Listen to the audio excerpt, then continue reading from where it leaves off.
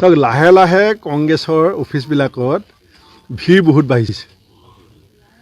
অলপ দিনলৈকে মই যেতিয়া সভাপতি হৈছিলোঁ তেতিয়া আপোনালোকৰ মনত আছে যে পুৰা সোণৰ টুকুৰা বিচাৰি বুলি মই এটা যাত্ৰা কৰিছিলোঁ। তাৰ অৰ্থটো কি আছিলে যে মিটিঙলৈ গ'লে মানুহ গোট নাখায়, গতিকে যোনে আহে তাকে মই পুৰা সোণ বুলি কৈছিলোঁ।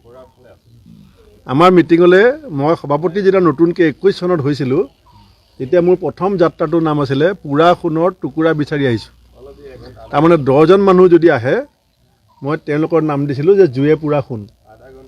এতিয়া সেই জুয়ে পুৰা সোণসকলটো আছেই, লগতে পৰিৱৰ্তিত পৰিস্থিতিত ৰাইজে বিজেপিৰ বিকল্প হিচাপে কংগ্ৰেছৰ ফালে এটা সুত বৈছে।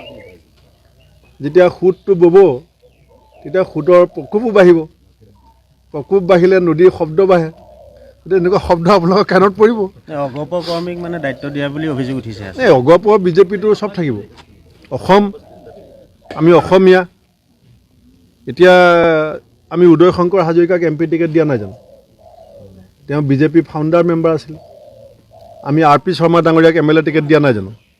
তেওঁ 40 বছৰ RSS কৰিছিল। গতিকে আমিতো দিছোঁ। ভৰত নৰহ ডাঙৰীয়া অসম গণ পৰিষদৰ ফাউণ্ডাৰ নাছিলে জানো? আমি তেখেতক আমাৰ নেতা কৰি পেলাই এতিয়া বিধানসভাত চলি আছোঁ।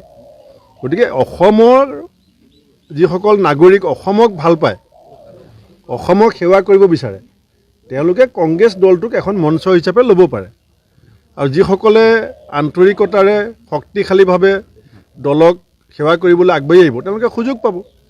প্ৰভাৱ পৰিব নে এনেধৰণৰ সংঘাতে? এইটো শুনক, এতিয়া বিজেপিত যাবৰ কাৰণে মানুহ টনা আজোৰা হৈছে নেকি? এতিয়া ইয়াতে